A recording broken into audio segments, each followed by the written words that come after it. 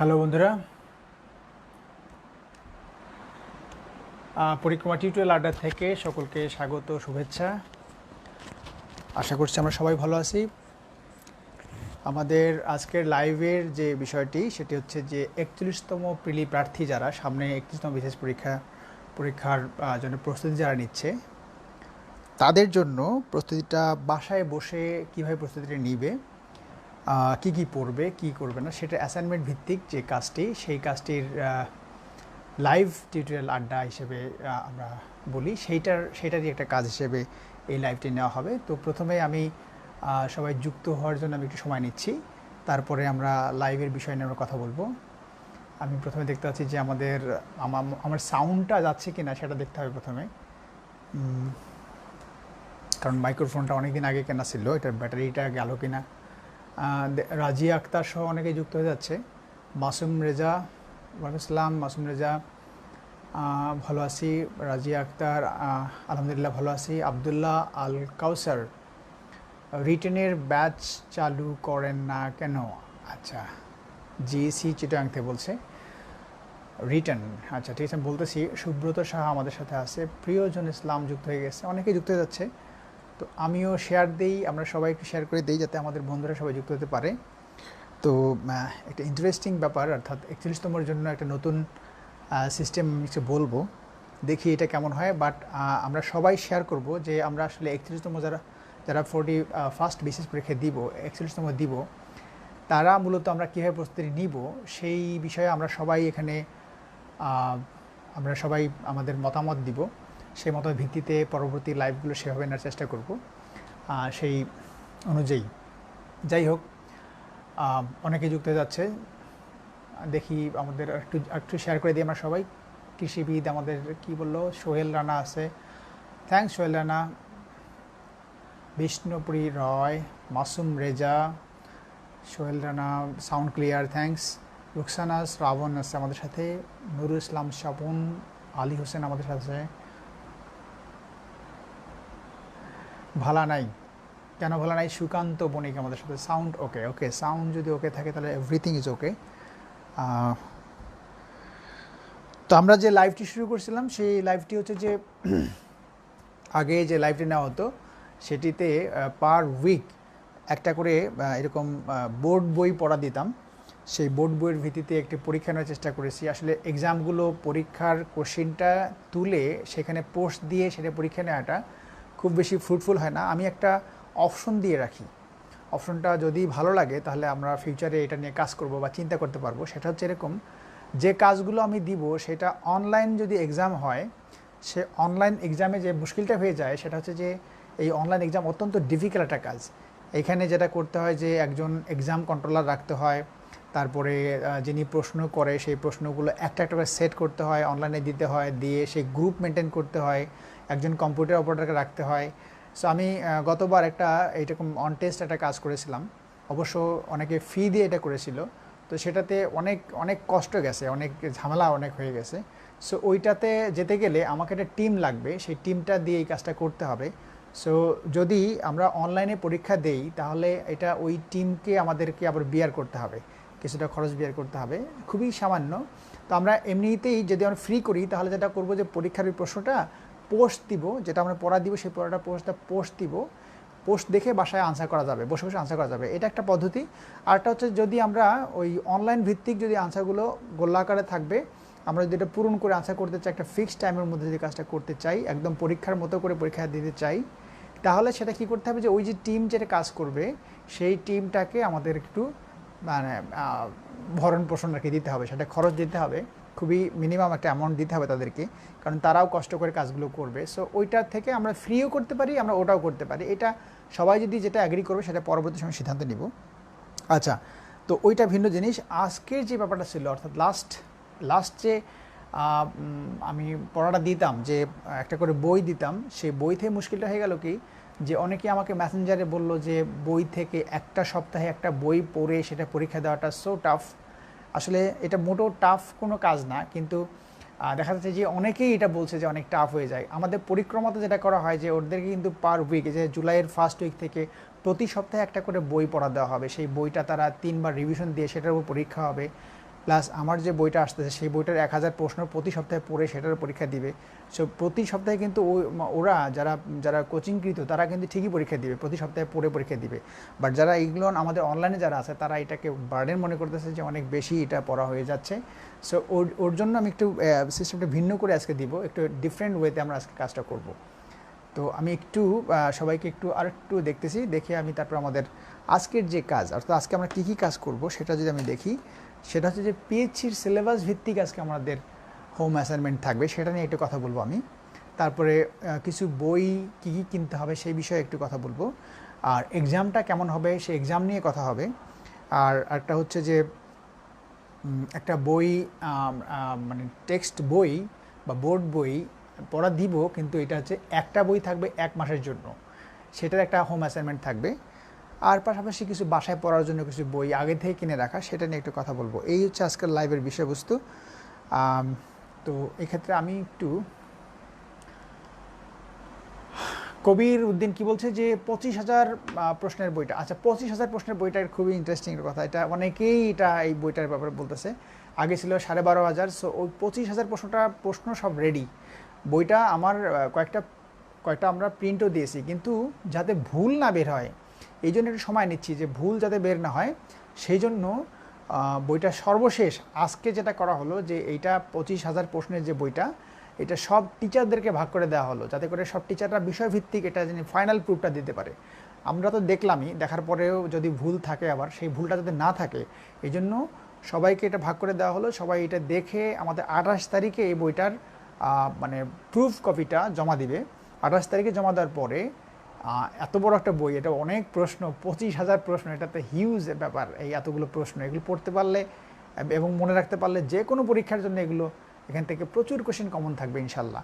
So ওই জন্য যদি ভুল না থাকে এই জন্যই এতগুলো প্রুফ দেখা হচ্ছে।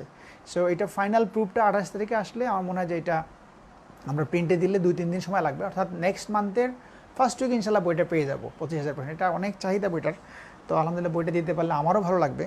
আমাদের যে পরিক্রমা স্টুডেন্ট এদেরকেও এই বইটা কিনতে হবে, সো এটা আর্লি বের করাটা আমারও জরুরি। তো যাই হোক, আমি মূল কাজে চলে আসি।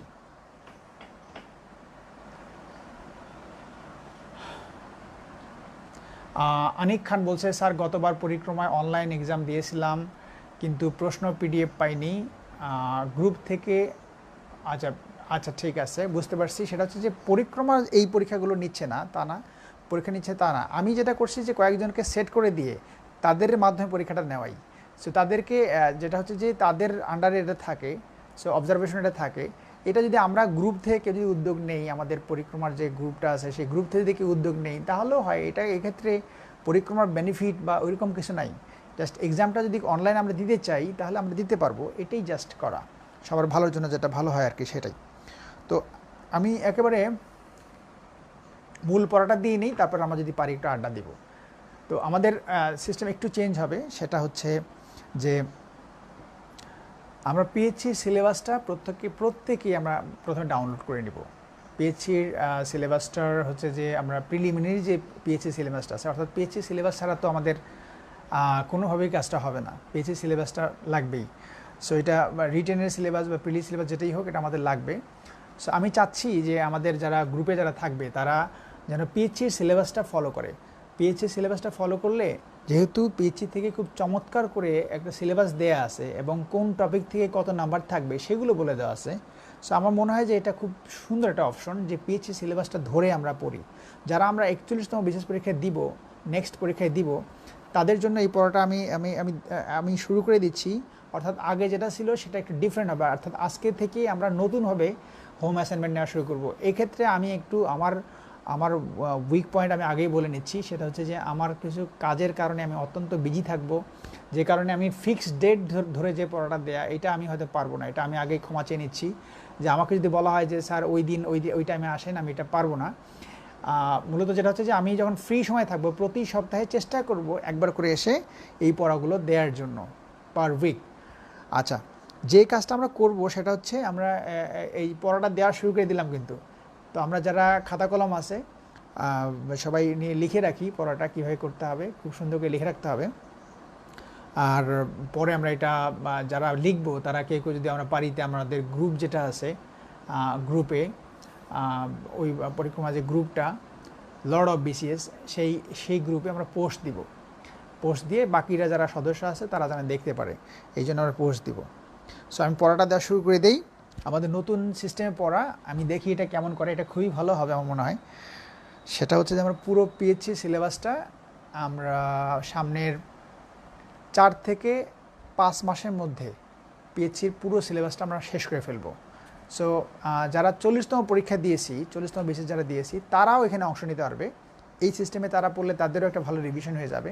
অন্যান্য পড়ার পাশাপাশি তারা এই কাজটা করতে পারবে। যারা 40তম প্রার্থী ছিল, ভালো করেনি পরীক্ষায়, তারাও এখানে এই লাইভটাতে অংশ নিতে পারবে এতে করে। তো সেটা হচ্ছে আমি গতবার 40তমর জন্য যেটা হচ্ছে যে টেক্সট বইয়ের পড়াগুলো দিয়েছিলাম, যে টেক্সট বই ছিল সেই পড়াগুলো দিয়েছিলাম। এবার সেই টেক্সট বইটা একটু ভিন্ন মাত্রায় দিতে যাচ্ছি, আর পিএইচসির সিলেবাসটা আমি ভালো করে দিতে যাচ্ছি। সো পিএইচসির সিলেবাসটা কীভাবে দিব? আমরা জানি যে বিসিএস প্রিলিমিনারি পরীক্ষায় আমাদের 10টা সাবজেক্টে পড়তে হয়। 10টা সাবজেক্টে সবার নাম মনে আছে। 10টা সাবজেক্ট কী কী আমরা সবাই জানি, এটা আমি নতুন করে বলতে পারছি না। 10টা সাবজেক্ট আমরা জানি কী কী পড়তে হবে, বাট আমরা এটা রিভিশন দেই কীভাবে বা পড়ি কীভাবে? বাসায় প্রতিদিন কিন্তু আমরা 10টা সাবজেক্ট পড়ি না বা এটা টাচ করতে পারি না। সো আমরা সামনের 4 মাস আমরা এই 10টা সাবজেক্ট পিএইচসির সিলেবাসে যে টপিকগুলো বলা আছে সেই টপিকগুলো প্রতিদিন 10টা সাবজেক্ট আমরা টাচ করার চেষ্টা করব। তো আমাদের নেক্সট অ্যাসাইনমেন্টগুলো হবে এরকম, অর্থাৎ প্রতিদিন 10টা সাবজেক্ট টাচ করার যে অ্যাসাইনমেন্ট সেটা থাকবে আমাদের নেক্সট অ্যাসাইনমেন্ট। মানে আজকের থেকে যে অ্যাসাইনমেন্ট শুরু হচ্ছে, অর্থাৎ আজকে 25 তারিখ, 25 জুন আমাদের নেক্সট এটা সময় থাকবে, যে পড়াটা আমি আজকে দিব এটা সময় থাকবে 7 দিন, অর্থাৎ 2 জুলাই এই পড়াটা শেষ হয়ে যাবে। 2 জুলাই এটার উপরে পরীক্ষা হবে, একটা 100 নম্বর একটা পরীক্ষা হবে। পরীক্ষাটার কোশ্চেনটা লিখে এটা আমি পোস্ট দিব, রাত 10টার সময় পোস্ট দিব, আমাদের গ্রুপে পোস্ট দিব, এবং আমাদের পেজে, পরিক্রমা যে পেজ সেই পেজে পোস্ট থাকবে। যারা পরীক্ষার্থী একদম ফ্রি, আমরা এই কোশ্চেনটা দেখব, দেখে একটা নির্দিষ্ট সময়ের মধ্যে পরীক্ষা শেষ করতে হবে। শেষ হলেই ওই কোশ্চেনটা ওখান থেকে আউট হয়ে যাবে, ভ্যানিশ হয়ে যাবে। তো যারা পরীক্ষা দিব তারা ওই কোশ্চেনটা পারলে আমরা কপি করে রেখে দিব, তাহলে আমরা পরবর্তী সময় প্রশ্নটা আমাদের কাছে থাকবে। আর যারা পরীক্ষায় ওই সময় থাকবো না তারা পরীক্ষাটা অ্যাটেন্ড করতে পারবে না, এটা হচ্ছে নিয়ম। সো আমি এখন পড়াটা দিচ্ছি, 1 সপ্তাহের যে পড়াটা, এই পড়াটা দেওয়ার পরে আমরা এটা নিয়ে একটু আলোচনা করব যে এই পড়াটা এইভাবে ঠিক আছে কিনা, বা এটা আরও কোনো মডিফিকেশন দরকার আছে কিনা, বা চেঞ্জ আনার দরকার আছে কিনা। তো বন্ধুরা, আমি শুরু করে দিচ্ছি। পিএইচসির পুরো সিলেবাসটা আমাদের সবার কাছে থাকার কথা। সেই সিলেবাস থেকে 10টা সাবজেক্ট, বাংলা, ইংলিশ, যত সাবজেক্ট, 10টা সাবজেক্টের উপরে আমি যে টপিকগুলো এখন বলবো এই টপিকগুলো প্রত্যেকে লিখে রাখবে, এবং ওই টপিকের উপরে ওই টপিকটা ধরে ধরে তোমরা এটার থেকে 1 সপ্তাহ ধরে পড়বে, এবং সেটার উপরে 1 সপ্তাহ পরে সামনের 2 জুলাই এটার উপরে একটা পরীক্ষা হবে। কথা ক্লিয়ার? ওকে, ঠিক আছে। আমি এবার পড়া শুরু করে দিচ্ছি। 1 সপ্তাহে পড়া আমরা একটু লিখে নেই, আমি একটু আস্তে আস্তে বলবো। পিএইচসি সিলেবাস টেস্ট অন, এটার নাম দিতে পারি আমরা, পিএইচসি সিলেবাস টেস্ট অন। প্রথম সপ্তাহে পড়া যেটা থাকবে বাংলা বিষয়ে, আমরা একটু লিখে রাখি একটু বাংলা বিষয়ে, প্রয়োগ, অপপ্রয়োগ।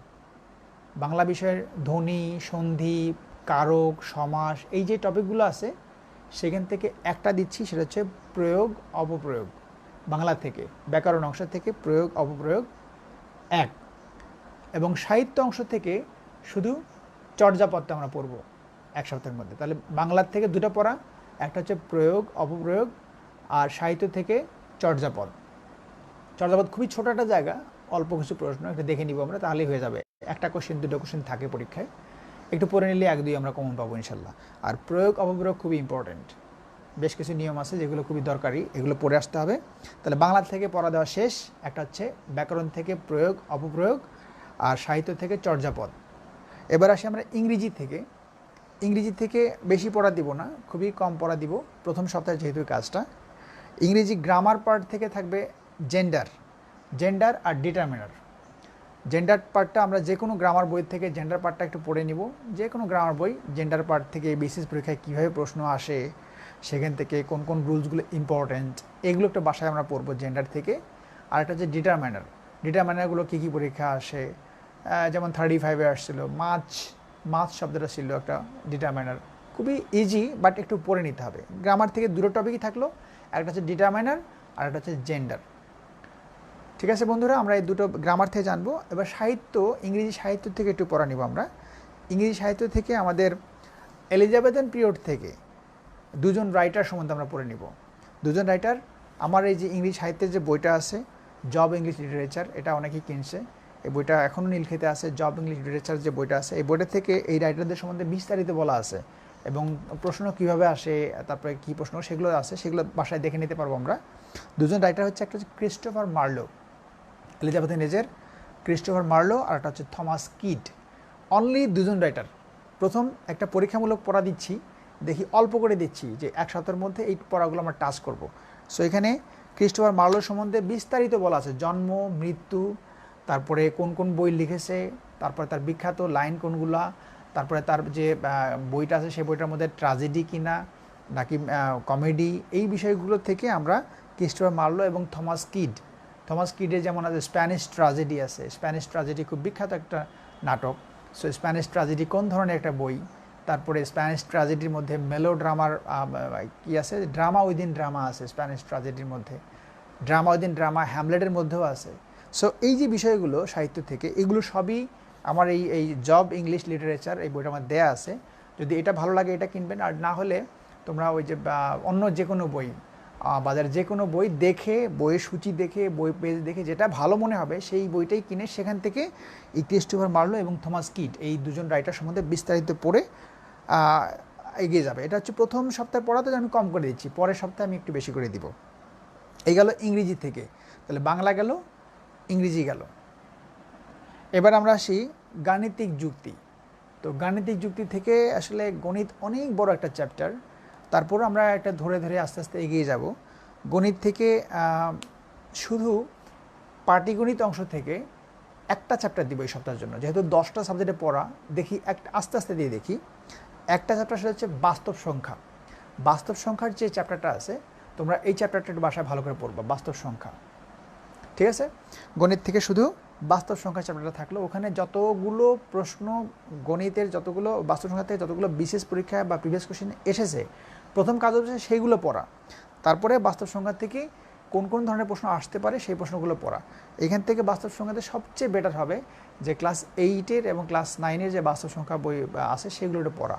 পাশাপাশি যদি আমরা প্রাক্তন বা পুরাতন স্টুডেন্ট হয়ে থাকি, যদি কেউ 38তম স্টুডেন্ট থাকি, 39 স্টুডেন্ট থাকি বা 40 স্টুডেন্ট থাকি বা 37 স্টুডেন্ট যদি আমরা এই গ্রুপে থাকি বা আমাদের লাইভ প্রোগ্রামে থাকি, ওরা যেটা করবে যে ওরা যে বইটা পড়তো আগে, সেখান থেকে তোমরা সেই বইটা থেকেই ওই বাস্তব সংখ্যার চ্যাপ্টারের মধ্যে যত অঙ্ক আছে সবগুলো করে ফেলবা। সো যেটা পড়া দেবো সেটা একদম সেই সপ্তাহে ক্লিয়ার করে ফেলতে হবে। ওকে, তাহলে গণিত থেকে গেল এটা। আর মানসিক দক্ষতা থেকে একটা কাজ দিই, 10টা সাবজেক্ট থেকে কাজটা দিব। মানসিক দক্ষতায় যেটা কাজটা করতে হবে যে ভাষাগত যৌক্তিক বিচার, যেটাকে ইংরেজি ভার্বাল রিজনিং বলে, ভাষাগত যৌক্তিক বিচার বা ভার্বাল রিজনিং, এটার প্রথম অংশ এটা থাকলো এই সপ্তাহের পড়া। তাহলে মেন্টাল এবিলিটি থেকে থাকলো ভার্বাল রিজনিং চ্যাপ্টারের প্রথম অংশ বা ভাষাগত যৌক্তিক বিচার যে অংশটা আছে সেটার প্রথম অংশটা এই সপ্তাহের পড়া গেল এটা। এবার সে আমরা বাংলাদেশ বিষয় বলি। বাংলাদেশ বিষয় থেকে এই সপ্তাহে আমরা কী পড়বো? বাংলাদেশ বিষয় তো অনেক বড় একটা চ্যাপ্টার। সো আমরা এখান থেকে যেটা পড়বো, যার কাছে যে বইটাই আছে বা যা আছে সেখান থেকে আমরা পড়বো। এটা পড়বো আমরা বাংলাদেশের স্বাধীনতা যুদ্ধের বা মুক্তিযুদ্ধের ইতিহাস, এই পড়াটা আমরা পড়বো এই সপ্তাহের মধ্যে। মুক্তিযুদ্ধ একটা বড় একটা ব্যাপার, আমাদের জাতীয় জীবনে একটা বিরাট অর্জন মুক্তিযুদ্ধ। সেটা পড়তেও অনেক ভালো লাগবে, জানতেও ভালো লাগবে। হয়তো আমাদের অনেকে পড়া আছে, যাদের পড়া আছে তারা আমরা রিভিশন দিব। সো আমরা এই চ্যাপ্টারটা অনেক বড়, পরীক্ষায় 2 থেকে 3টা প্রশ্ন থাকবেই, প্রিলিতে থাকবে, রিটেনে তো 50 নাম্বার আছে মুক্তিযুদ্ধের উপরে। সো এইটা এমনভাবে পড়তে হবে যেন প্রিলি এবং রিটেন দুটোই কভার হয়। এই সপ্তাহের মধ্যে আমাদের শুধু মুক্তিযুদ্ধ নিয়েই পড়া থাকুক, একটা চ্যাপ্টারে শুধু পড়া থাকবে যে আমাদের স্বাধীনতা যুদ্ধের ইতিহাস এবং মুক্তিযুদ্ধ, এই যে চ্যাপ্টারটা, এই চ্যাপ্টারটা আমরা খুব ভালো করে এই সপ্তাহের মধ্যে পড়বো। সো আমি তারপরে আরও আছে ভাষা আন্দোলন, 54 নির্বাচন, 66-র যে 6 দফা, এগুলো আমি পরের সপ্তাহে দিব। এই সপ্তাহে শুধু থাকলো আমাদের স্বাধীনতা যুদ্ধের ইতিহাস এবং মুক্তিযুদ্ধ বাংলাদেশ বিষয়গুলি থেকে প্রথম সপ্তাহে এটা পড়া। শুধু আমরা ওই একটা চ্যাপ্টারে বাংলাদেশিতে পড়বো। তারপর আমরা চলে যাই আন্তর্জাতিক বিষয়গুলির মধ্যে। আন্তর্জাতিক বিষয়গুলির মধ্যে যেটা করতে হবে সেটা হচ্ছে আমরা সবাই আন্তর্জাতিক একটা ম্যাপ তো বোধহয় সবারই কেনা আছে। সেটা হচ্ছে আন্তর্জাতিক যে ম্যাপ যেটা থাকবে সেই ম্যাপটা হচ্ছে প্রত্যেকের বাসায় একটা ম্যাপ থাকা দরকার। ম্যাপের মধ্যে সেখানে একটা ম্যাপ থেকে কিন্তু 7 থেকে 8টা কোশ্চেন কমন পাওয়া যায় আন্তর্জাতিক বিষয়গুলোর মধ্যে, কিন্তু ম্যাপটা পড়ার ধরনটা বুঝতে হবে যে ম্যাপটা আমরা কীভাবে পড়ব। কি বলছে ফারাবি রানা বলছে আপনাদের কাছ থেকে কোনো সমাধান পাওয়া যায় না। আচ্ছা, কি সমাধান দিলাম না সেটা একটা ব্যাপার। তো ফারাবিকে বলবো তুমি একটা প্রশ্ন করো, তোমার প্রশ্নটা আমি দেখি, দেখার পরে দেখি সমাধান আমি যদি পারি আমি দিতে পারার চেষ্টা করব, না পারলে আমি যে সব পারি তা তো না, আমি যদি না পারি তাহলে সারেন্ডার করবো যে আমি পারছি না। তো ফারাবিকে বলবো যে ফারাবি রানা তুমি প্রশ্নটা তোমার দাও, প্রশ্নটা দেখবো। এটা তো বড় একটা অভিযোগ যে কোনো সমাধান পাওয়া যায় না, আমি কি সমাধান দিলাম না সেটা চিন্তার বিষয়। সৈয়দ মইনুল মোর্শেদ কি বলছে ম্যাপটার নাম বলে দেন। আচ্ছা, ম্যাপ নাম বলতে কি যে ম্যাপের আমার মনে হয় বাজারে খুব ভালো ভালো ম্যাপ আছে। আমাদের একজন সোহেল ভাইয়ের একটা ম্যাপ আছে, জাহিদ সোহেল আমার খুব প্রিয় একজন বন্ধু মানুষ। জাহিদ সোহেল ওনার ম্যাপটাও কেনা যেতে পারে, বা অন্যান্য অনেক ম্যাপ আছে বাজারের। একটা ম্যাপ থাকবে বাংলাদেশ, একটা ম্যাপ থাকবে, আন্তর্জাতিক ম্যাপ থাকবে। ম্যাপ কিনতে একটা দেখে নিতে হবে যে ম্যাপের মধ্যে যেন ইনফরমেশনগুলো দেওয়া থাকে। একটা ম্যাপের মধ্যে প্রচুর ইনফরমেশন দেওয়া থাকে। যেমন আমরা যে ভূগোলের অনেক পার্ট কিন্তু ম্যাপের মধ্যে রয়ে মানে বাংলাদেশে পেয়ে যাবে, যে সর্বদক্ষিণের স্থান কোনটা, উত্তরের স্থান কোনটা, এগুলোর থেকে কত আয়তন যা আছে, সীমান্তবর্তী জেলা হ্যান ত্যান, এগুলো সবই ম্যাপের মধ্যে দেওয়া থাকে। ম্যাপগুলো আমি দেখলাম যে খুব চমৎকার, আমাদের সময় এরকম ম্যাপ ছিল না। আচ্ছা, ম্যাপ আছে বুঝি না সভাপতি যে ম্যাপ বোঝার জন্য এই যে কোচিংয়ের এইটা একটা দরকারি ব্যাপার। অর্থাৎ কোচিং করলে যেটা হয় যে বা প্রতিষ্ঠানে যখন ক্লাস করে তখন টিচাররা কী করে ম্যাপগুলো খুব সুন্দর করে বুঝিয়ে দেয়। আমি চেষ্টা করবো নি ম্যাপটা বুঝে, আমাদের যে পরিক্রমা যারা টিচার আছে তাদেরকে আমি বলবো যে তারা যেন ম্যাপটা লাইভে এসে ম্যাপটা বুঝিয়ে দেয়। ম্যাপটা এসে যার মতো যারা ইন্টারন্যাশনাল অ্যাফেয়ার্স পড়াবে তারা ম্যাপটা বুঝিয়ে দিবে, যারা বাংলাদেশের পড়াবে তারা ম্যাপটা মাঝে মাঝে বুঝিয়ে দিবে, ম্যাপটা কীভাবে পড়তে হবে বুঝিয়ে দিবে। আমিও একদিন বুঝিয়ে দিব ম্যাপটা কীভাবে পড়তে হবে। অর্থাৎ একটা ম্যাপ থেকে একদম সাগর মহাসাগর সবই পড়া যায়। তো যাই হোক, আমি পড়াটাকে শেষ করে দেই, তারপরে আমি একটা প্রশ্ন সবার দেখব এটা পড়াটা দেওয়ার পরে। সেটা হচ্ছে আমরা আন্তর্জাতিক বিষয়গুলি থেকে ওই ম্যাপ থেকে মানচিত্র থেকে সাগর মহাসাগরতে প্রশ্ন থাকে। সো সাগর যতগুলো সাগর আছে, মহাসাগর আছে, সবচেয়ে বড় সাগর, সবচেয়ে ছোট সাগর, এবং সাগর মহাসাগরের মধ্যে যে দ্বীপ টিপ আছে, এই সব মিলে যে পড়াটা, অর্থাৎ সাগর মহাসাগর কেন্দ্রিক যে পড়াটা আন্তর্জাতিক বিষয় থেকে, সেই পড়াটা আমরা আজকে এই সপ্তাহের মধ্যে পড়বো। সাগর এবং মহাসাগর, এটা আমরা লিখে রাখি যে আন্তর্জাতিক থেকে সাগর এবং মহাসাগর আমাদের পড়া থাকবে এই সপ্তাহের জন্য। এখানে এরপরে আমরা বিভিন্ন চুক্তি, বিভিন্ন প্রণালী, তারপরে বহু কিছু পড়া আছে আন্তর্জাতিক বিষয় থেকে। তারপরে বিভিন্ন সংগঠন থেকে 6 থেকে 7টা প্রশ্ন সংগঠন থাকে। তারপর যুদ্ধ, জাতিসংঘ, জাতিপুঞ্জ, এগুলো অনেক পড়া আছে, সেগুলো আমরা পরে পড়বো। আপাতত এই সপ্তাহের জন্য আমরা সাগর মহাসাগর এই জায়গাটা শুধু পড়ে আসবো এই সপ্তাহের মধ্যে। আচ্ছা, তারপরে আমরা 7 নাম্বার চলে যাই।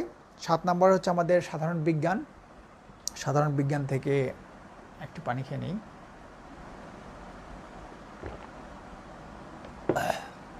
সাধারণ বিজ্ঞান থেকে ভৌত বিজ্ঞান অংশ থেকে পিএইচডি সিলেবাসে যে চ্যাপ্টারগুলো দেয়া আছে সেখান থেকে আমি কয়েকটা চ্যাপ্টার বলছি, এগুলো একটু পড়ে নিই আমরা এই সপ্তাহের মধ্যে। এক নাম্বার হচ্ছে পদার্থের অবস্থা, বিজ্ঞান থেকে পদার্থের অবস্থা। 2 নম্বর অ্যাটমের গঠন, পদার্থের অবস্থা, অ্যাটমের গঠন, অ্যাসিড, ক্ষার, লবণ, এই কটা চ্যাপ্টার আমরা এই সপ্তাহের মধ্যে পড়ার চেষ্টা করব। অনেকগুলোই দিলাম।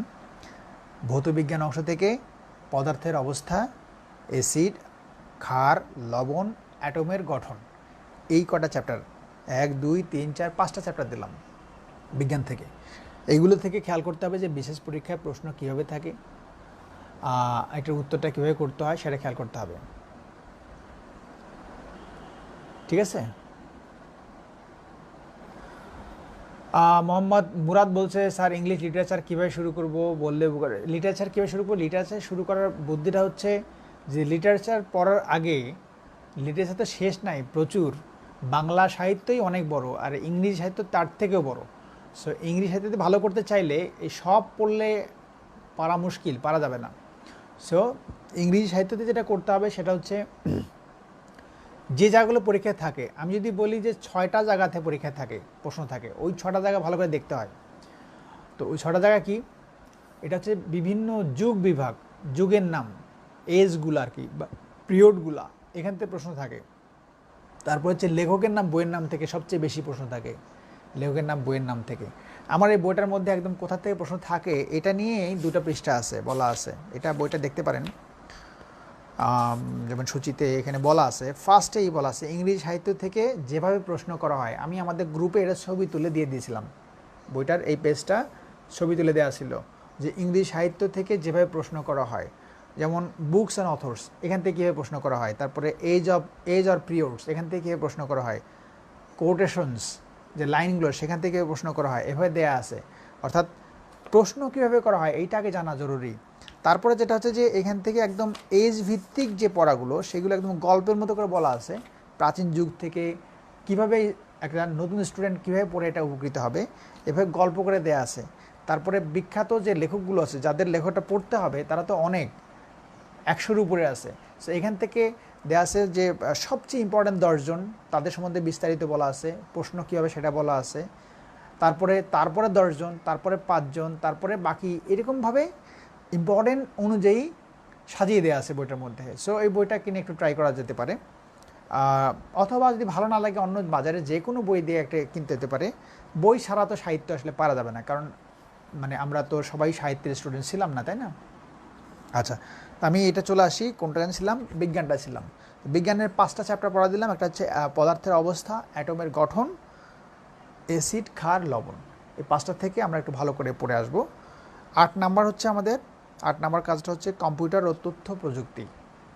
কম্পিউটার তথ্য প্রযুক্তি থেকে আমরা যেটা পড়াটা নিব সেটা হচ্ছে যে কম্পিউটারের পেরিফেরালস নামে যে চ্যাপ্টারটা আছে, পেরিফেরালস, সেই চ্যাপ্টার থেকে খুবই সহজ তিনটা চ্যাপ্টার দিব, খুবই সহজ, যেটা আমরা এমনিই পারবো। জাস্ট কি যে এটা 10টা সাবজেক্ট থেকে পড়াটা দেওয়ার জন্যই আমি বলছি, এটা এমনিই পারবে। তারপরেও একটু আমরা নোট করবো বাসার মধ্যে এই পড়াগুলো।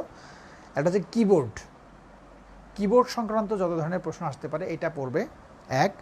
2 নম্বর হচ্ছে মাউস সংক্রান্ত পরীক্ষায় যে ধরনের কোশ্চেন থাকতে পারে সেটা পড়বে। 3 নম্বর হচ্ছে ওসিআরটা একটু পড়বে। তার 3টা, একটা হচ্ছে কিবোর্ড, মাউস এবং ওসিআর। এই 3টা চ্যাপ্টার একটু বাসায় আমরা ভালো করে পড়ে আসবো, যে বিশেষ পরীক্ষায় কীভাবে প্রশ্ন থাকে সেটা একটু দেখে আমরা এটা করে আসবো। এই গেল 8 নাম্বার। 9 নাম্বার 10 নম্বর হচ্ছে একটা নৈতিকতা আর একটা হচ্ছে ভূগোল। নৈতিকতা মূল্যবোধ আসলে পড়াটা একটু জটিল, সেক্ষেত্রে আমি বলবো যে নৈতিকতা শোষণ থেকে প্রচুর প্রশ্ন পড়াটা বুদ্ধিমানের কাজ। আসার মতো প্রশ্নগুলো একখানে করে পড়াটা বেটার। তো সেক্ষেত্রে আমাদের পৌরনীতি সুশাসন বইটা যেটা থাকবে 9ম-10ম শ্রেণীর, সেইটা, এই যে বইগুলো টেক্সট বই যেটা আমি একটু পরে বলবো, সেই বইগুলোর থেকে একটু পড়ে নিতে হবে। আর আপাতত আমরা পিএইচসি সিলেবাসটা থেকে যে পড়াটা দিব সেটা হচ্ছে ডেফিনেশন অফ ভ্যালুস। পিএইচসি সিলেবাসের আমরা ডেফিনেশন অফ ভ্যালুস এডুকেশন, এটার ফার্স্ট পার্টটা পড়ে নিব এই নৈতিকতা থেকে। আর একটা চ্যাপ্টার হচ্ছে ভূগোল থেকে আমরা একটা চ্যাপ্টার দেখে নেব, ইম্পর্ট্যান্ট একটা চ্যাপ্টার যেখান থেকে পরীক্ষা কোশ্চেন থাকে, সেটা হচ্ছে বাংলাদেশ ও অঞ্চল ভিত্তিক ভৌগোলিক অবস্থান ও সীমানা। এই চ্যাপ্টারটা আমরা দেখে নেব। সীমানা বলতে আমরা সীমান্তবর্তী জেলা, সীমান্তবর্তী ভারতের সাথে কত সীমান্ত আছে, মোট সীমানা কত, এই যে বিষয়গুলো এবং ভৌগোলিক যে অবস্থানটা সেইটার বিষয়টা আমরা ভূগোল থেকে এই চ্যাপ্টারটা পড়ব। সো বন্ধুরা, আমি 10টা সাবজেক্ট থেকে পিএইচসির সিলেবাসে যে টপিকগুলো দেওয়া আছে সেই টপিকগুলো থেকে 10টা সিলেবাসে ভাগ করে দিলাম। এইটা আমরা এক সপ্তাহে পড়বো।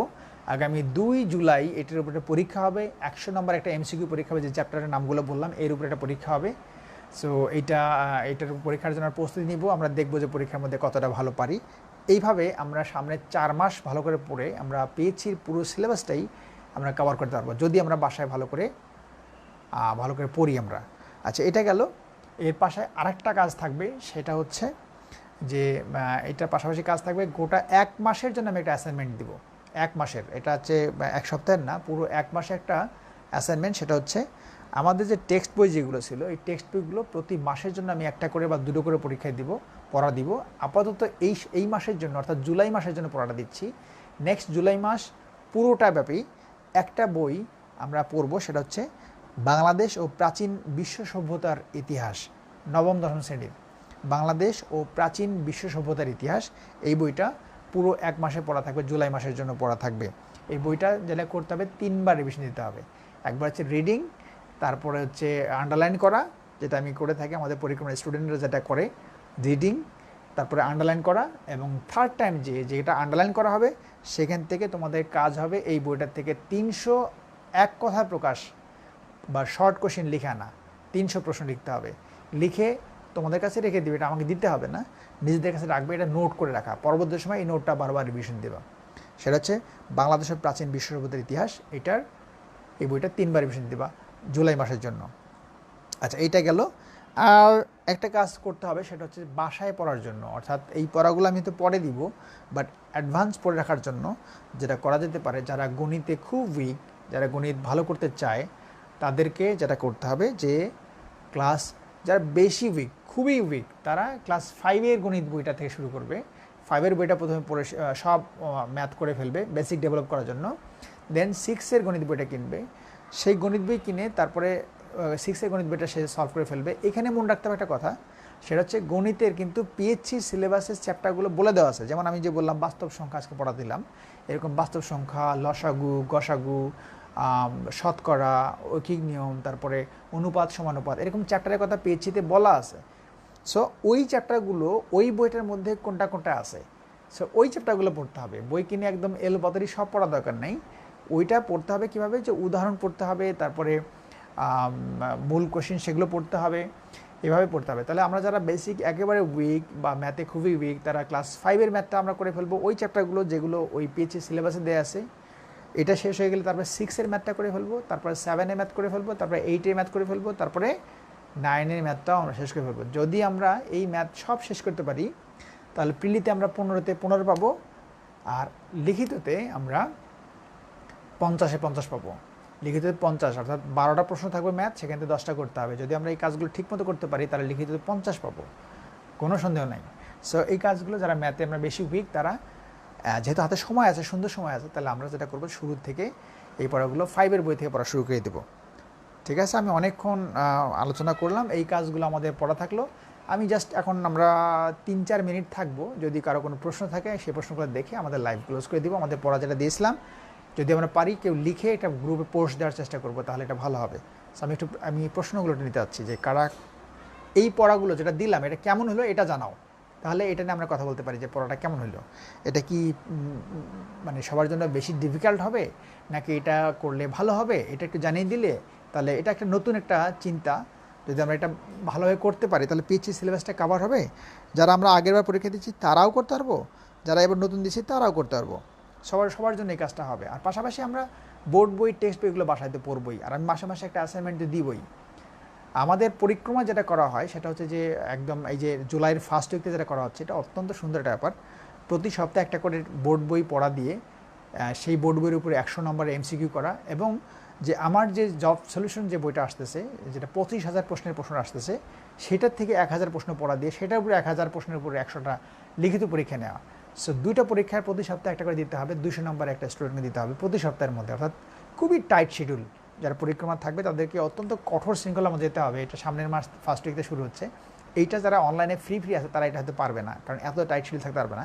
কিন্তু পরিক্রমা এটা জরিমানা অবস্থা আছে, যদি তারা এটা কাজটা না করে, তারা যদি পরীক্ষা না দেয়, তাহলে একটা ফাইন হবে।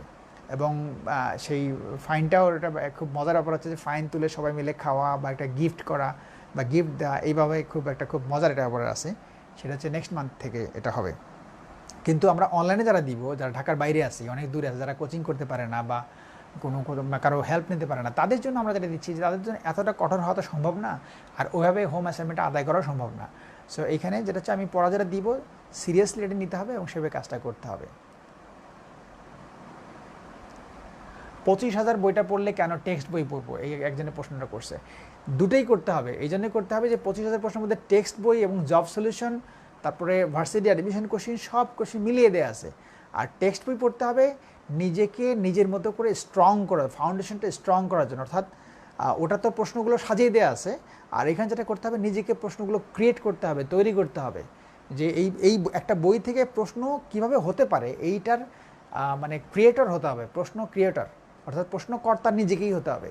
অর্থাৎ আমরা যেটা করবো সেটা হচ্ছে নিজেকে প্রশ্নকর্তা বানাবো, অর্থাৎ প্রত্যেকেই 300 করে একটা বই থেকে প্রশ্ন বানাবে প্রত্যেকেই। যারা এই কাজটা বই থেকে প্রশ্ন 300 বানাতে পারবে, পড়ে তারাই জেনুইন স্টুডেন্ট হবে, বা বিশেষ বা যে কোনো কম্পিটিটিভ পরীক্ষার জন্য তারাই মানে খুব শক্ত প্রতিনিধি হবে। তো সেই জন্য এটা করা। আর আমার বইটা যেটা থাকবে সাজিয়ে দেওয়া থাকবে, সাজানো জিনিসটা শুধু মুখস্থ করে পড়বে। ওটা হচ্ছে পাশ করার জন্য, প্রিলি পাশ করার জন্য ওই বইটা, বা যে কোনো গভর্নমেন্ট পরীক্ষা এমসিকিউ আনসার করার জন্য ওই বইটা হেল্পফুল হবে। বাট নিজের বেসিক ডেভেলপ করার জন্য, ফাউন্ডেশন ডেভেলপ করার জন্য বোর্ড বইগুলো পাশাপাশি পড়তে হবে। সো দুইটার মিশ্রণ ঘটবে একসাথে। সো আমি একটু দেখি, ওখান থেকে দেখতে পারবো না, এখানে দেখতে হবে। আর 3-4 মিনিট থাকবো। আমরা যারা অনেকক্ষণ ছিলাম, যাদের কাজ নাই বা যাদের এটা নেওয়া হয়ে গেছে, তারা ইচ্ছা করলে আমরা লাইভ থেকে চলে যেতে পারি। আর যাদের কোনো কাজ নাই, আমার সাথে একটু আড্ডা দিতে যাচ্ছে, তারা এখন লাইভে থাকলে চলবে। আর যাদের কাজ আছে তারা লাইভ থেকে এখানে চলে যেয়ে কয়েকজন মিলে আমরা একটা আড্ডা দিব কিছুক্ষণ, দেওয়ার পরে আমরা লাইভ অফ করে দিব। ওকে, যাদের দরকার মনে করছে না তারা চলে যাক লাইভ থেকে। আর যারা এখন ফ্রি আছে, কোনো কাজ নাই, তারা আমার সাথে লাইভে থাকতে পারে।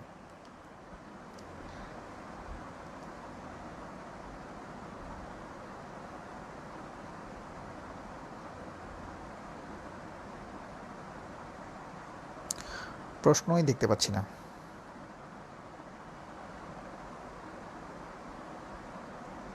পেয়ে গেছি।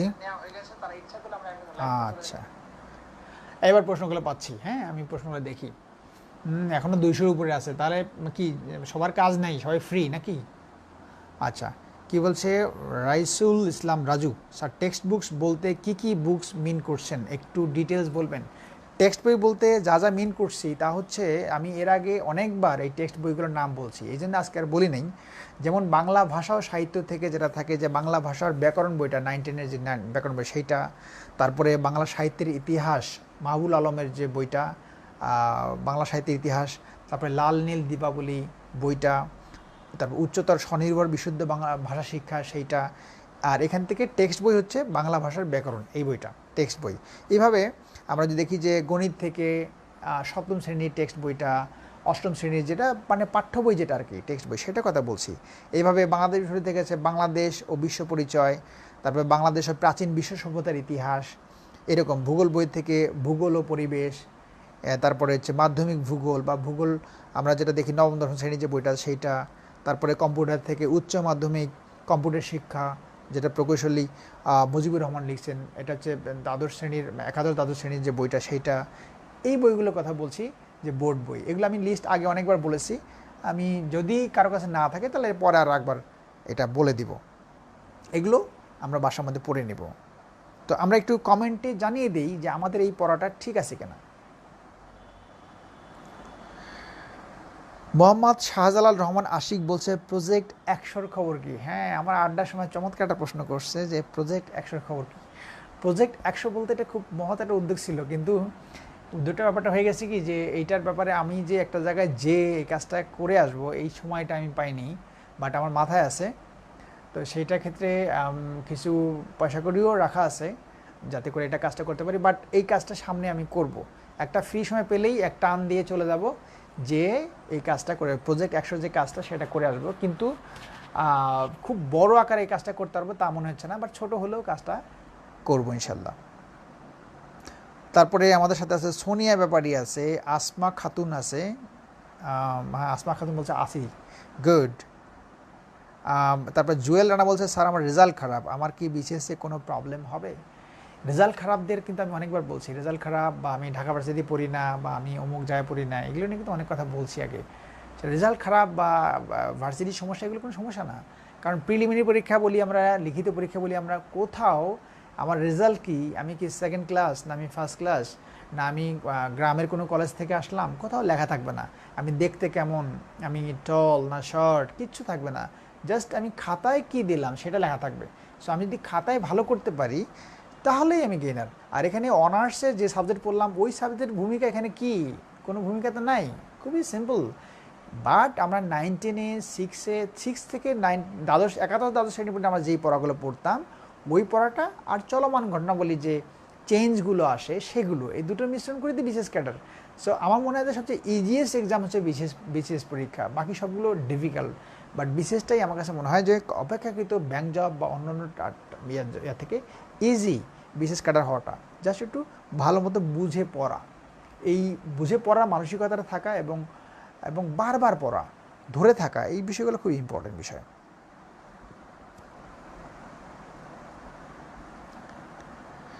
হেলাল ইসলাম বলছে, আমি আপনাকে SMS করি, রিপ্লাই দিয়েন স্যার, প্রবলেমগুলোকে আপনাকে বলবো। একটা বিষয় আমি রিকোয়েস্ট করি, সেটা হচ্ছে এই যে লাইভ নিচ্ছি, প্রবলেমগুলো লাইভের মধ্যেই বলতে হবে। আমি অনেক কাজ করি, কাজ করার পরে আমার মেসেঞ্জারের মধ্যে প্রশ্ন দিয়ে বোঝাই, অনেক প্রশ্ন। সো আমি সারাদিন কাজ করার পরে এই সবার যদি প্রশ্ন উত্তরগুলো ওখানে দিতে চাই, তাহলে আমার যে কাজগুলো, সেই কাজগুলো তো ডিস্টার্ব হয়ে যায়। সো আমি চাই যে আমাদের গ্রুপ আছে, সেই গ্রুপের মধ্যে প্রশ্ন করলে আমি সেটা উত্তর দেওয়ার চেষ্টা করব। যেমন লর্ড অফ বিচেস আপাতত নামটা আছে, নামটা আমরা চেঞ্জ করবো পরবর্তী সময়ের মধ্যে। তো সেই গ্রুপের মধ্যে প্রশ্ন করলেও হবে, তারপরে এখানে পেজে প্রশ্ন করলেও হবে। কিন্তু আমার ব্যক্তিগত যে মেসেঞ্জার থাকবে, আমি একটু অনুরোধ করব যে এইখানে অনেক বেশি প্রশ্ন করলে, খুব সিরিয়াস কোনো প্রশ্ন হলে করা যাবে, যে খুবই দরকারি প্রশ্ন যেটা কোথাও উত্তর পাওয়া যাচ্ছে না, এরকম কোনো প্রশ্ন হলে আমার মেসেঞ্জারের প্রশ্ন করা যাবে। কিন্তু একেবারে সিলি কোশ্চেন যে এটা কি হবে, এখানে এ হবে না অ্যান হবে, এখানে দি হবে কি না, বা এরকম কোনো গ্রামাটিক্যাল রুলস, ছোটোখাটো বিষয়, সেগুলো এখানে না করে আমাদের গ্রুপে করলে আমার মনে হয় গ্রুপে যারা আছে ওরাও জানতে পেলো, এখানে উত্তর দেওয়াটা ভালো হবে। এটা আমি একটু অনুরোধ করছি যে আমার মেসেঞ্জারে যেন এরকম অনেক বেশি প্রশ্ন করা না হয়, বা অপ্রয়োজনীয় প্রশ্নগুলো, বা খুবই লেস ইম্পর্টেন্ট প্রশ্ন যেন করা না হয়। সিরিয়াস কোনো প্রশ্ন যদি হয় তাহলে সেটা আমার মেসেঞ্জারে করা যাবে।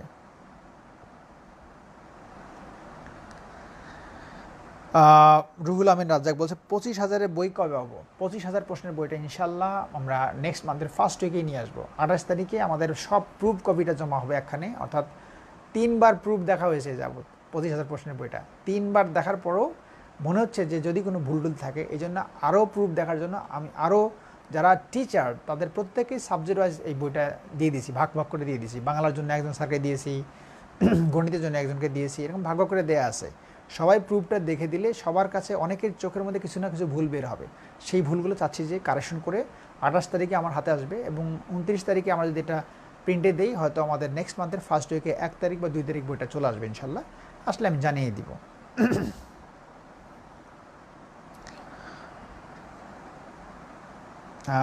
দেখি কোনো সিরিয়াস প্রশ্ন আছে কিনা। Raisul Islam, Rashad Islam, Raju, thank you Raju. Sohel Rana, mental অ্যাবিলিটিতে ভালো করা যাবে কিভাবে, কেমনে? সোহেল রানা বলছে মেন্টাল অ্যাবিলিটিতে ভালো করা যাবে কীভাবে? মেন্টাল অ্যাবিলিটি ভালো করার জন্য মেন্টাল অ্যাবিলিটি থাকতে হবে। মেন্টাল অ্যাবিলিটি ছাড়া মেন্টাল অ্যাবিলিটি ভালো করা যাবে না, এটা প্রথম কথা। অর্থাৎ আনসার করার সময় অবশ্যই মাথাটা খাটিয়ে আনসার করতে হবে, তাহলে অনেক প্রশ্ন, আমি বলবো 90% কোশ্চেন শুধু কোনো পড়ালেখা না করলেও মেন্টাল অ্যাবিলিটি কোশ্চেন আনসার করা সম্ভব, যদি সে বুদ্ধি খাটিয়ে আনসার করে। অর্থাৎ বুদ্ধিটা আছে কি না টেস্ট করার জন্যই মেন্টাল অ্যাবিলিটি করা হয়। তারপরে যখন আমরা পড়বো, তখন প্রথম কাজটা করবো মেন্টাল অ্যাবিলিটি পড়ার আগে, লিখিত পরীক্ষায় 10তম থেকে যে 38তম লিখিত পরীক্ষায় যতগুলো মেন্টাল অ্যাবিলিটির কোশ্চেন ছিল, প্রথম কাজ হচ্ছে এগুলো 2-3বার রিভিশন দেওয়া, প্রথম কাজ। সেকেন্ড কাজ হচ্ছে প্রিলিতে যেগুলো আসছে এগুলো 2-3বার রিভিশন দেওয়া, তারপরে একটা বইয়ের মধ্যে যাওয়া। এর আগে বইয়ের আগে যাওয়ার দরকার নেই। সো এই দুটো কাজ আগে করে নেওয়া, কারণ এই দুটো কাজ করলেই 60% কাজ ওকে মেন্টাল অ্যাবিলিটি থেকে, আর বাকিটুকু একটু দেখতে, একটু চর্চা করতে করতে করতে এটা বাকিটা হয়ে যাবে ইনশাল্লাহ। স্পৃহা বলছে স্যার আপনার ক্লাস করার জন্য সবসময় ফ্রি। আমি তো ক্লাস নিচ্ছি না আজকে, জাস্ট একটু আড্ডা দিচ্ছি। ক্লাস চেষ্টা করব যে লাইভ নেওয়ার জন্য। আসলে লাইভ ক্লাস নেওয়াটা খুব মুশকিল, লাইটিংয়ের ব্যাপার স্যাপার থাকে, বোর্ডে লিখলে উল্টা দিকে লেখা আসে, এগুলো অনেক সমস্যা লাইভ নিতে গেলে, লাইভে লিখতে গেলে। সো এই জন্য একটা প্রবলেম হয়ে যায়। তারপরে চেষ্টা করব যে বোর্ডে যাতে করে নেওয়া যায়। এবং আমাদের গণিতের যে শুভ্র স্যার আছে, তারপরে আমাদের বাংলার আমিনুল ইসলাম মিলন স্যার আছে, ওরা ক্লাস নিবে, খুব ভালোভাবে ক্লাস নেবে। এবং প্রত্যেকেই তো আমরা তো আমাদের পেজে কিন্তু ভিডিও ছোটো ছোটো একটা করে নিয়ম করে করে ভিডিও ছেড়ে দেওয়া হচ্ছে, যাতে করে দূরে যারা আছে তারা যেন এই ক্লাসগুলো কেমন তারা দেখতে পায়। ম্যাপ পড়ার কৌশলটা বলেন স্যার। ম্যাপ পড়ার কৌশল নিয়ে আরেকদিন না হয় বলবো, একটু শুধু বলি। যেমন ম্যাপটা যখন আমরা পড়বো, যখন আমরা বাংলাদেশ বিষয়গুলির ম্যাপ পড়বো, তখন আমরা প্রথমে ধরবো কি, যে মোট বিভাগ কয়টা? বিভাগ হচ্ছে 8টা। তো এক একটা বিভাগের জেলা কয়টা করে আছে, সবচেয়ে বেশি জেলা আছে কোন বিভাগে, এইভাবে শুরু করব। এখন প্রথমে এগুলো জানার পরে তারপরে দেখা গেলো যে আমাদের ঢাকা বিভাগে কয়টা জেলা আছে, রাজশাহী বিভাগে কয়টা জেলা আছে, রংপুর বিভাগে কয়টা জেলা আছে, তারপরে আমরা ওই জেলার ভিতরে কী কী আছে ম্যাপ থেকে এটা আমরা জানবো। মানে কোনো গুরুত্বপূর্ণ স্থান আছে কি না, তারপরে সেই জায়গাটার মধ্যে বিখ্যাত লোক কারা কারা আছে, মানে যাদের যাদের অবদান আমাদের জাতীয় জীবনে অনেক বেশি অবদান আছে, এরকম বিখ্যাত ব্যক্তি কারা কারা আছে, বা ওই জায়গার মধ্যে কী কী পাওয়া যায়, নদ নদী কী কী আছে, কোনটা কোনটা নদী শাখা নদী সেখানে পড়ে গেছে, এরকম একটা করে জেলা যখন পড়বো আমরা ওই জেলার ডিটেল পড়বো। সো ম্যাপ পড়ার এই একটা মজা, আমরা যদি সব ম্যাপ থেকে সব জেলাগুলো যদি এইভাবে পড়তে পারি, একদম মুখস্থ করে ফেলতে হবে যে কয়টা বিভাগ, কয়টা বিভাগের মধ্যে কয়টা জেলা আছে, সবচেয়ে বেশি জেলা আছে কোন বিভাগে, সবচেয়ে কম জেলা আছে কোন বিভাগে, কয়টা জেলা আছে সীমান্তবর্তী, কয়টা জেলার মধ্যে কোনো সীমান্তর মানে কোনো সীমানা নাই, বা কোন জেলাটা দুটি দেশের সীমানার মধ্যে পড়ে গেছে এরকম, বা গুরুত্বপূর্ণ খনি আছে কোথায়, এই জিনিসগুলো সবই ওই জেলা ভিত্তিক ধরে ধরে আমরা পড়তে পারবো। এটা বাংলাদেশ বিষয়ের ম্যাপের কথা বললাম। আর আন্তর্জাতিক বিষয়ে ম্যাপটি যখন পড়বেন তখন পড়বে সেটা হচ্ছে এরকম যে আন্তর্জাতিক ম্যাপগুলো হচ্ছে যে সেইখানে আমাদের কয়েকটা পার্ট আছে ম্যাপের মধ্যে যেগুলো খুব ক্লিয়ার করে পড়া যায়। একটা হচ্ছে যেমন আমি সাগর মহাসাগর আজকে পড়া দিলাম, তো সাগর মহাসাগরটা আছে, এটা ম্যাপের মধ্যে ধরে ধরে পড়া যায়। বিশেষ করে সবচেয়ে মজা করে পড়া যায় হচ্ছে প্রণালীগুলোর থেকে যারা করতে হয়, আমরা যখন পড়তাম তখন মজা করে পড়তাম। যেমন আমরা আসতাম কোথা থেকে, ইয়ার থেকে আসতাম, বেরিং প্রণালী থেকে আসতাম। বেরিং প্রণালী হচ্ছে এটা হচ্ছে যে আলাস্কা এবং রাশিয়া এবং আলাস্কা দুটোর মাঝখান দিয়ে বেরিং প্রণালীটা আসে। এটা হচ্ছে আমেরিকা এবং রাশিয়াকে পৃথক করেছে এবং দুটো সাগরের নাম আছে, দুটো সাগরকে যুক্ত করেছে। ওইখান থেকে আমরা পড়তাম এইভাবে যে আমি যদি ওই বেরিং প্রণালী থেকে যদি আমি জাপান যাই, তাহলে জাপান যাইতে আমি কিভাবে যাব প্রণালীগুলো ঘুরে ঘুরে, তাহলে ওখান থেকে আমাকে পানামা খাল দিয়ে ঢুকতে হবে, ঢুকে আমাকে তারপরে এখান থেকে সুয়েজ খাল হয়ে তারপরে এখান থেকে আমরা বিভিন্ন প্রণালী ঘুরে ঘুরে, পক প্রণালী আছে শ্রীলঙ্কা ভারতের মাঝখান দিয়ে পক প্রণালী আছে, সেই পক প্রণালীর মাঝখান দিয়ে আমরা চলে যেতাম, যে এরকম সবগুলো প্রণালী আমাদের পড়া হয়ে যেত। সো এটা খুব মজা করে, এই জন্য ম্যাপটা পড়ার সময় আমরা মজা করে পড়লে ভালো হবে। যেমন পক প্রণালীর কথা আমি যদি বলি, তাহলে পক প্রণালী কোন কোন দুটো দেশকে পৃথক করেছে, একটা হচ্ছে শ্রীলঙ্কাকে পৃথক করেছে, একটা ভারতকে পৃথক করছে। কোন কোন সাগরকে যুক্ত করছে আমরা দেখবো ম্যাপের মধ্যে দুটো সাগরের নাম আছে, সাগরগুলোর এই নামগুলো আমরা দেখবো। তাহলে হচ্ছে কি এটা মনে থাকবে, মুখস্থ করতে সুবিধা হবে।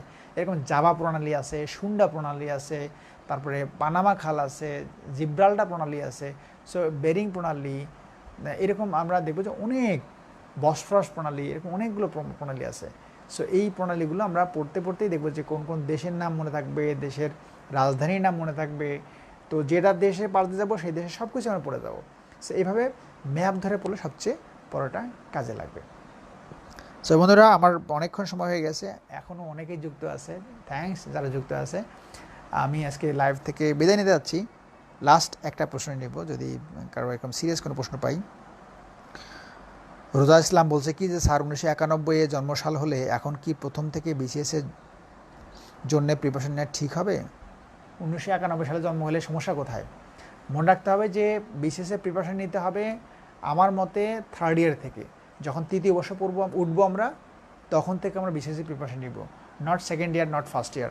ফার্স্ট ইয়ার সেকেন্ড ইয়ারতে হচ্ছে যে একাডেমিক পড়াটা গুছিয়ে নেওয়ার একটা বিষয়, আনন্দ করার বিষয়, মজা করার বিষয়। ফার্স্ট ইয়ার সেকেন্ড ইয়ার কোনোভাবে কোনো কোচিং না, কোচিং ভর্তি হওয়া যাবে না, কোথাও না, just first year second year নিজের মতো করে আনন্দ করতে হবে। থার্ড ইয়ারে যে যদি কেউ কোচিং করতে চায় বা কিছু করতে চায়, কোচিংটা ভালো করলে হয় কি যে একজন হেল্প করে দিবে, সুবিধা করে দিবে, এটা ভালো, ওটা করা যেতে পারে, অনেক উপকার হবে। কারণ এটা যারা যেখানেই আমরা কোচিং করি সেখানে কী হবে, তারা কী করে সব কিছু গুছিয়ে দিবে। তো একটু ভালো জায়গা দেখে করতে হবে যারা ভালো করে পড়াটা গুছিয়ে দিবে, কারণ শুধু টিচারদের কথা শুনলেই হবে না, টিচারদের ক্লাস করলেই যে এটা ক্যাডার হওয়া যাবে মোটেও না। মূল ব্যাপারটা হচ্ছে যে যে পড়াগুলো বাসায় আমি পড়বো, ওই বাসা পড়াটা যে প্রতিষ্ঠান ভালো করে পড়া দিয়ে পড়াটা আদায় করে নেবে, আমার মতে এটা হচ্ছে বেস্ট প্রতিষ্ঠান বা বেস্ট কোচিং। আর ক্লাসের মধ্যে স্যাররা যেটা পড়ায় সেটা যে সব কিছুই যেগুলো পরীক্ষা আসবে তা না, সে যেটা ভালো পড়াইতে পারে হয়তো সে সেটা পড়িয়ে দিবে, এবং তাদের যেটা খুব মজা করে পড়াইতে পারে সেটা তো পড়িয়ে দিবে, কিন্তু ওটা পরীক্ষায় নাও আসতে পারে। ব্যাপারটা হচ্ছে কি যে ওই পড়াটা পড়তে গেলে, তখন বাসায় পড়তে গেলে ক্লাসটা করলে এগুলো কাজে লাগবে, এটা হচ্ছে মূল বিষয়।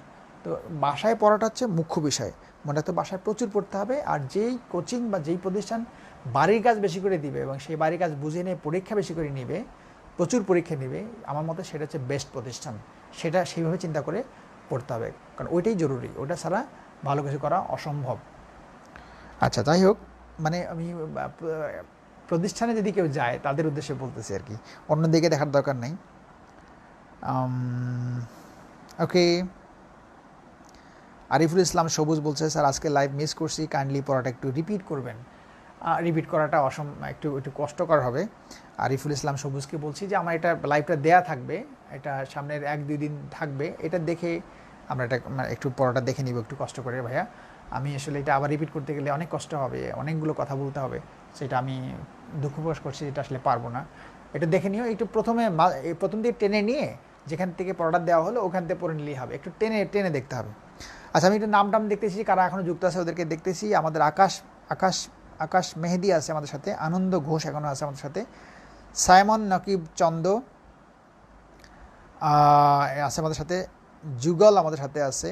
আমাকে কি সাইমন নকিব চন্দ খুব সুন্দর একটা প্রশ্ন করছে যে তবে কি ভাইভাতে ইউনিভার্সিটি কোনো ফ্যাক্ট বিশেষের ক্ষেত্রে? ভাইভাতে ইউনিভার্সিটি ফ্যাক্ট এই কথাটা আমি একেবারে উড়িয়ে দিব সেটা না, আবার একেবারে যে খুব বেশি সিরিয়াস করে দেবো সেটাও না। বিকজ ভাইয়া বোর্ডে আমি যদি বসি, আমার কাছ থেকে ভাইয়া বোর্ড যেটা প্রত্যাশা করছে, অর্থাৎ আমি যদি ম্যাজিস্ট্রেট হই, আমি যদি পুলিশের এএসপি হই, আমি ওই চেয়ারটায় বসার মতো আমার অ্যাবিলিটি আছে কিনা, আমি ফিট কিনা, এই ফিট কিনা এটা দেখার জন্য ভাইভাটা। সো আমি যদি ফিট হই, আমি যদি তাকে স্যাটিসফাইড করতে পারি, আমি যদি তাকে বোঝাতে পারি যে আমি যে পদের জন্য আমাকে ভাইভা নেওয়া হচ্ছে সেই পদের জন্য আমি যোগ্য, তাহলে এইখানে তো আর কোনো ইউনিভার্সিটির ফ্যাক্ট তো কোনো হওয়ারই উচিত না। সো ওকে, আমার মনে হয় যে ইউনিভার্সিটির কোনো ফ্যাক্ট না, আমার মনে হয় এটা উত্তরটা পেয়ে গেছে। আমি ভাইভা নিয়ে আরও কথা বলবো। তো আজকের লাইভটা আমরা এখানে ক্লোজ করে দিতে যাচ্ছি। যারা এখনও যুক্ত আছে, অনেকেই যুক্ত আছে, তাদের সবাইকে থ্যাঙ্কস। আর ইনশাল্লাহ আবারও লাইভ দেখা হবে 2 তারিখে, 2 জুন বা এর আশপাশে যে কোনো সময় আমি বলে দিব লাইভে আসার পরে। আর আমাদের যে গ্রুপটা থাকবে, গ্রুপে আমাদের তো কথা হবেই। তো ইনশাল্লাহ আমাদের দেখা হবে, ইনশাল্লাহ কথা হবে। আর আমি যে পড়াগুলো দিলাম আজকে, সেই পড়াগুলো খুব সুন্দর করে পড়তে হবে। আর যারা এই পড়াটা লিখলাম তারা একটু কষ্ট করে আমাদের গ্রুপের মধ্যে পড়াটা দিতে হবে। সো যারা যুক্ত ছিলাম সবার নাম আমি বলতে পারলাম না, আরেকদিন সময় করে বলবো। আজকে অনেক রাত হয়ে গেছে, ইনশাল্লাহ আবার দেখা হবে। টাটা।